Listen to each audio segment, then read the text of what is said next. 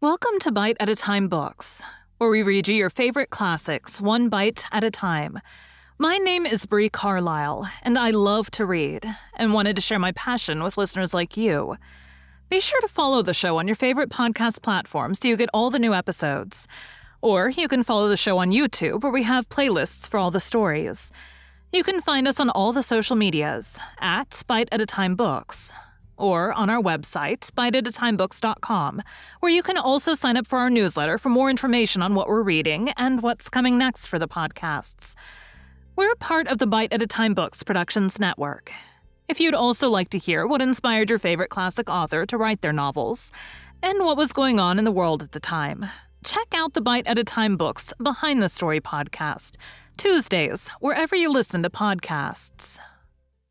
Today we'll be continuing Dracula by Bram Stoker. Chapter 3. Jonathan Harker's Journal Continued. Bite 1. When I found that I was a prisoner, a sort of wild feeling came over me. I rushed up and down the stairs, trying every door and peering out of every window I could find. But after a little, the conviction of my helplessness overpowered all other feelings. When I look back after a few hours, I think I must have been mad for the time, for I behaved much as a rat does in a trap. When, however, the conviction had come to me that I was helpless, I sat down quietly as I've ever done anything in my life, and began to think over what was best to be done. I'm thinking still, and as yet have come to no definite conclusion. Of one thing only am I certain: that it is no use making my ideas known to the Count. He knows well that I'm imprisoned, and as he has done it himself and has doubtless his own motives for it, he would only deceive me if I trusted him fully with the facts. So far as I can see, my only plan will be to keep my knowledge and my fears to myself, and my eyes open. I am, I know, either being deceived like a baby by my own fears, or else I am in desperate straits. And if the latter be so, I need and shall need all my brains to get through. I had hardly come to this conclusion when I heard the great door below shut, and knew that the Count had returned. He did not come at once into the library, so I went cautiously to my own room and found him making the bed. This was odd, but only confirmed what I had all along thought, that there were no servants in the house. When later I saw him through the chink of the hinges of the door laying the table in the dining room, I was assured of it.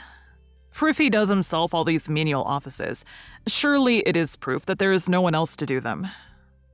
This gave me a fright, for if there's no one else in the castle, it must have been the Count himself who was the driver of the coach that brought me here.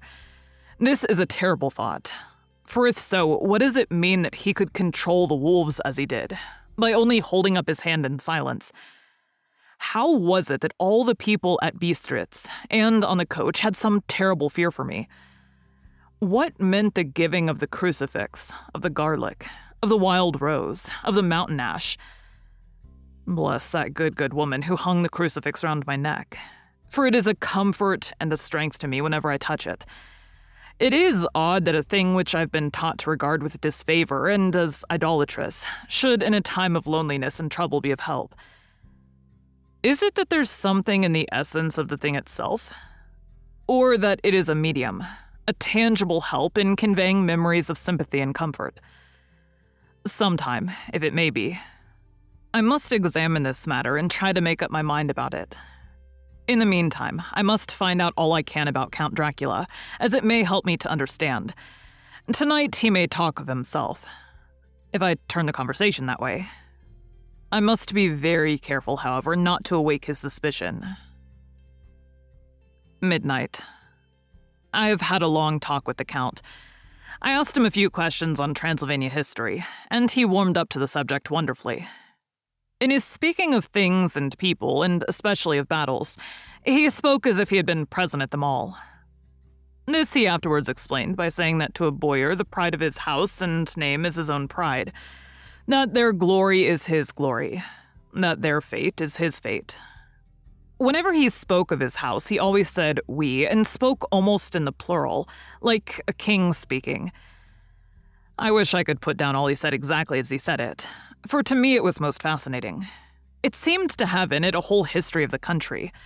He grew excited as he spoke and walked about the room pulling his great white mustache and grasping anything on which he laid his hands as though he would crush it by main strength. One thing he said, which I shall put down as nearly as I can, for it tells in its way the story of his race.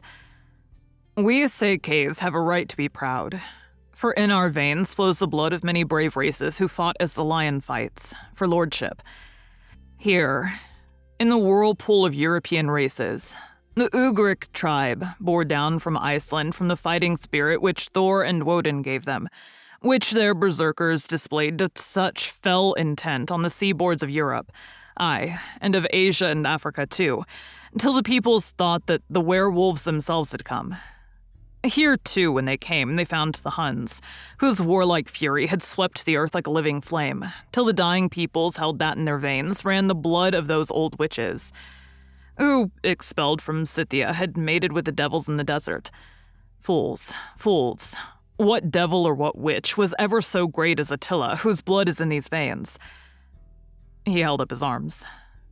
Is it a wonder that we were a conquering race, that we were proud, that when the Magyar, the Lombard, the Avar, the Bulgar, or the Turk poured us thousands on our frontiers, we drove them back?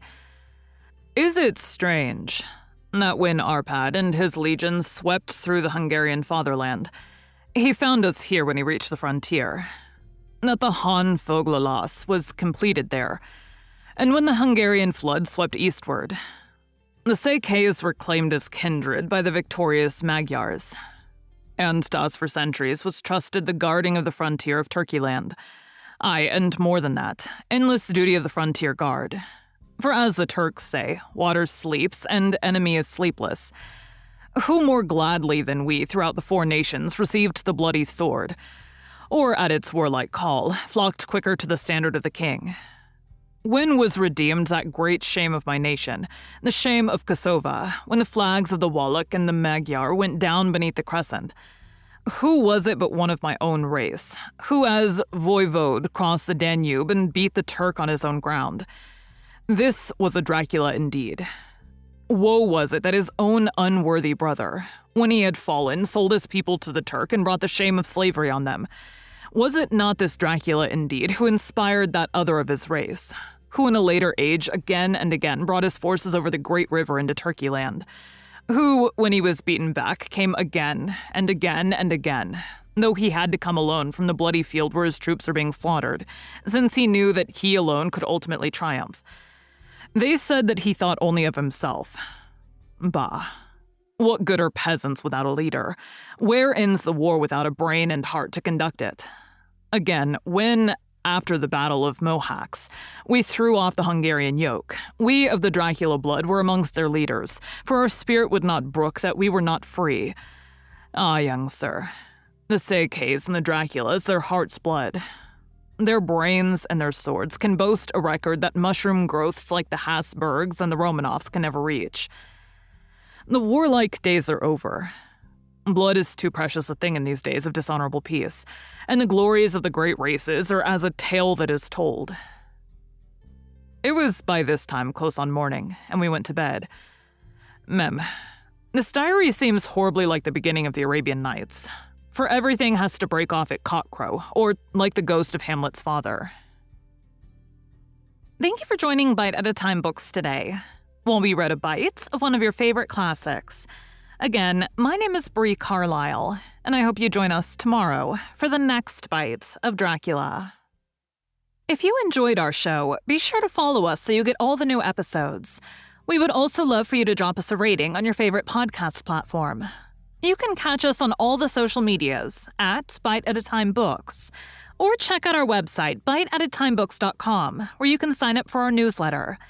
Our show is part of the Bite at a Time Books Productions Network.